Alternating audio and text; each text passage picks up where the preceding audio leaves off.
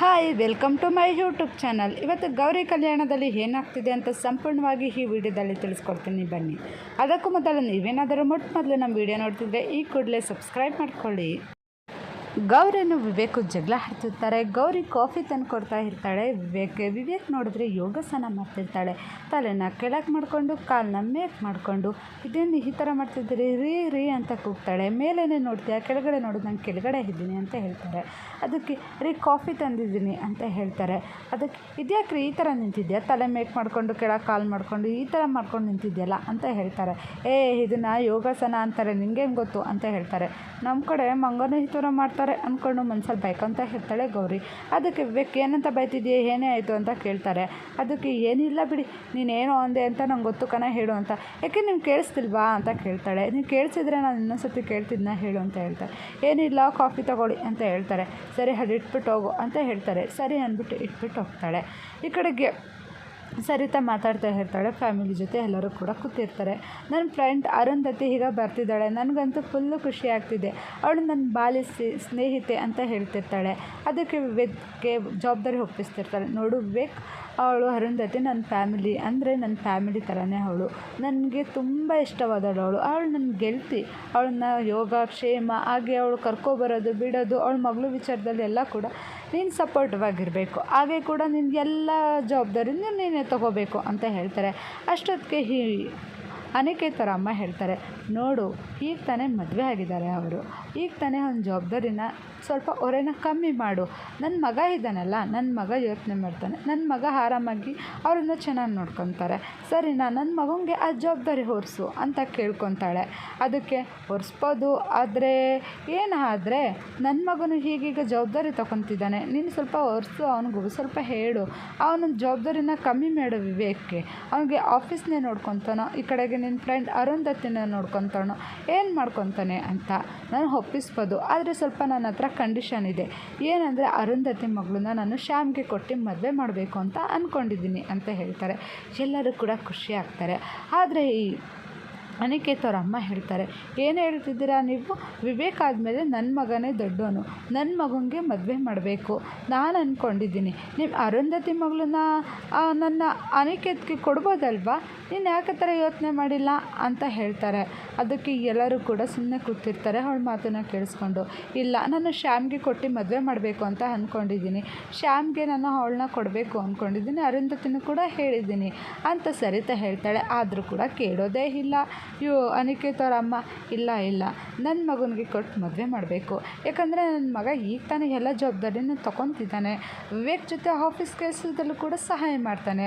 ಆದರೆ ಆ ಶ್ಯಾಮ್ ಏನು ಮಾಡ್ತಿದ್ದಾನೆ, ಆ ಕವನ ಬರ್ಕೊಂಡು ಬರ್ಕೊಂಡು ಆ ವಿವೇಕ್ ಜೊತೆ ಸುಮ್ಮನೆ ಸುತ್ತಾಡ್ಕೊಂಡು ನಿಂತಿದ್ದಾನೆ ಅಂತ ಹೇಳೇ ಬಿಡ್ತಾಳೆ. ಈ ಶ್ಯಾಮರಮ್ಮನ ಸ್ವಲ್ಪ ಎಲ್ಲನೂ ಕೇಳಿಸ್ಕೊಂಡು ಸುಮ್ಮನೆ ಕೂತಿರ್ತಾರೆ. ಅದಾದಮೇಲೆ ನೋಡಿ ಅಪ್ಪ, ನೀವೇ ಏನಾದರೂ ಡಿಸಿಷನ್ ತೊಗೋಬೇಕು, ಏನು ಅಂದರೆ ವಿವೇಕ ಅಂದಮೇಲೆ ಅನಿಕೇತೆ ಇರೋದು, ಅನಿಕೇತ್ಗೆ ಮದುವೆ ಮಾಡಬೇಕು, ನೀವೇ ಏನಾದರೂ ಮಾತಾಡಿ ಅಂತ ಹೇಳ್ತಾರೆ. ಅದಕ್ಕೆ ಆ ತಾತ ಹೇಳ್ತಾನೆ, ಏನಂತ ಹೇಳ್ತಾರೆ ಅಂದರೆ, ಹೌದು ವಿವೇಕ ಆದಮೇಲೆ ಅನಿಕೇತೆ ಮದುವೆ ಬಂದಿರೋದು, ಅನಿಕೇತ್ಗೆ ಮದುವೆ ಮಾಡೋಣ ಬಿಡಿ ಅಂತ ಹೇಳ್ತಾರೆ. ಆದರೆ ಈ ಸರಿತಾ, ನೀವೆಲ್ಲ ಯಾಕೆ ಟೆನ್ಷನ್ ತಗೊತೀರಾ, ಅರುಂಧತಿ ಬರಲಿ, ಅರುಂಧತಿ ಬಂದಾದಮೇಲೆ ಯಾರು ಮದುವೆ ಮಾಡಿಕೊಡ್ಬೇಕು, ಯಾರು ಮದುವೆ ಬಿಡಬೇಕು ಅಂತ ಯೋಚನೆ ಮಾಡ್ತಾಳೆ, ಅವ್ರ ಅಮ್ಮಂಗೆ ಡಿಸೈಡ್ ಮಾಡೋಣ ಅಂತ ಹೇಳ್ಕೊಂಡು ಸುಮ್ಮನಾಗ್ತಾರೆ. ಇದನ್ನೆಲ್ಲ ಕೇಳಿಸ್ಕೊಂಡು ಗೌರಿನ ವಿವೇಕು ಮತ್ತು ಶ್ಯಾಮ್ ಫುಲ್ಲು ಕನ್ಫ್ಯೂಸ್ ಆಗೋಗ್ತಾರೆ. ಈ ಕಡೆಗೆ ಅನಿಕೇತ್ಗೆ ಮದುವೆ ಆಗ್ತಿದೆ ಅಂದ್ಕೊಂಡು ಈಗೇನಪ್ಪ ಮಾಡೋದು ಅಂತ ಫುಲ್ಲು ಟೆನ್ಷನ್ ಆಗೋಗ್ತಾನೆ. ಹಾಗೆ ರೂಮ್ ಕಡೆ ಬರ್ತಾರೆ ಇಬ್ಬರು ಕೂಡ, ಅಂದರೆ ವಿವೇಕು ಮತ್ತು ಗೌರಿನು. ಅದಕ್ಕೆ ನೀವೇನು ಹೇಳಬೇಕು ಅಂತ ನನಗೆ ತುಂಬ ಅರ್ಥ ಆಗ್ತಿದೆ ಅಂತಲೂ ಕೂಡ ಹೇಳ್ತಾಳೆ. ಅದಾದ್ಮೇಲೆ ವಿವೇಕನು ಕೂಡ ನೀನು ಏನು ಯೋಚನೆ ಮಾಡ್ತಿದ್ದೆ, ಏನು ಬಿಡ್ತಿದ್ದೆ ಅಂತ ನನಗೂ ಅರ್ಥ ಆಗ್ತಿದೆ ಅಂತ ಹೇಳ್ತಾರೆ. ಆದರೆ ನನಗೆ ಒಂದು ಮಾತು ಕೊಡ್ತೀಯಾ ಅಂತ ಕೇಳ್ತಾನೆ ವಿವೇಕ್. ಅದಕ್ಕೆ ಏನು ಅಂತ ಹೇಳಿ ಅಂತ ಹೇಳ್ತಾರೆ. ನೀನು ಫಸ್ಟ್ ಕೊಡು ಅಂತ ಹೇಳ್ತಾರೆ.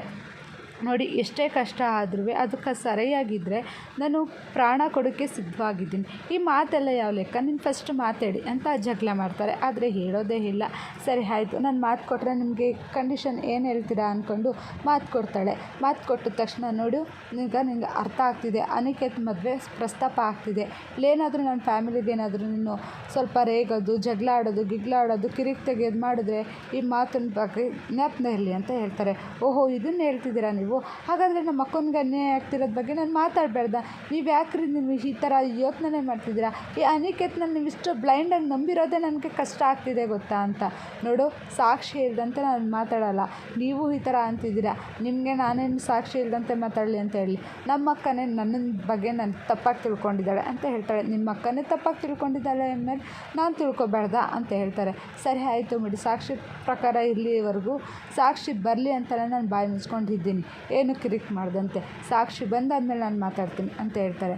ಆದಷ್ಟು ಬೇಗ ಸಾಕ್ಷಿ ನಾನು ನಿರೂಪಿಸಬೇಕು ಅಂತಲೂ ಕೂಡ ಹೇಳ್ತಾರೆ. ಈ ಕಡೆಗೆ ಆಯಿತು ಅಂತ ಒಪ್ಕೊಂಡಾದ್ಮೇಲೆ ಏನಪ್ಪ ಮಾಡೋದು ಅಂತ ಕೂಡ ಗೌರಿ ತುಂಬ ಯೋಚನೆ ಮಾಡ್ತಾ ಇರ್ತಾಳೆ. ಈಗ ಏನು ಮಾಡೋದು, ಈ ಥರ ಆಗೋಯ್ತಲ್ಲ, ಇವನು ಮದುವೆ ಪ್ರಸ್ತಾಪ ಆಯ್ತಲ್ಲ ಅಂದ್ಕೊಂಡು. ಈ ಕಡೆಗೆ ಶ್ಯಾಮರಮ್ಮ ಈಗ ನನ್ನ ಮಗುನ ಇಷ್ಟೊಂದು ದಡ್ಡ ಅಂದ್ಬಿಟ್ರಲ್ಲ, ಈಗ ನಾನು ಏನಪ್ಪ ಮಾಡೋದು ಅಂದ್ಕೊಂಡು ಯೋಚನೆ ಮಾಡ್ತಿರ್ತಾರೆ. ಅಲ್ಲಿಗೆ ಆ ಶ್ಯಾಮರಪ್ಪ ಬರ್ತಾರೆ. ಬಂದಾದ್ಮೇಲೆ, ನೋಡು, ನಾನು ಆ ಉಸಿರುವಳಿ ನಾನು ಈಗ ಸ್ವಲ್ಪ ಇಲ್ಗೋಯ್ತಿದ್ದೀನಿ ಅವ್ರಾಣಿ, ಅಣ್ಣನ ಕರ್ಕೊಬರೋಕ್ಕೆ ಅಂತ ಹೇಳ್ತಾರೆ. ಅಣ್ಣನ ಕರ್ಕೊಬರೋಕೆ ಹೋಗ್ತಿದ್ದೀರಾ? ಹೋಗಿ ನೀವು ನಿಮ್ಮ ಅಣ್ಣ ಅಂತಲೇ ಜೀತ ಮಾಡ್ತಾ ಇರಿ ಅಂದ್ಕೊಂಡು ರೇಗತ್ಕೊಬಿಡ್ತಾಳೆ. ಏನು ನೀನು ಹೇಳ್ತಿರೋದು ನನಗೂ ಅರ್ಥ ಆಗ್ತಿದೆ. ಅವಳ ಥರ ಮಾತಾಡೋದು ಅಂತ ಅರ್ಥ ಮಾಡ್ಕೊತಿದ್ಯಾ? ನೋಡು, ರಾಮಂಗೆ ಲಕ್ಷ್ಮಣ ಯಾವಾಗಲೂ ಹೆಜ್ಜೆ ಹಾಕ್ಕೊಂಡು ನಡ್ಕೊಂಡು ಬರ್ತಿರ್ತಾನೆ, ಆದರೆ ಲಕ್ಷ್ಮಣ ನಾನು ಜೀತಾಳು ಅಂತ ಯೋಚನೆ ಮಾಡ್ತಾನ ಅಂತ ಹೇಳ್ತಾರೆ.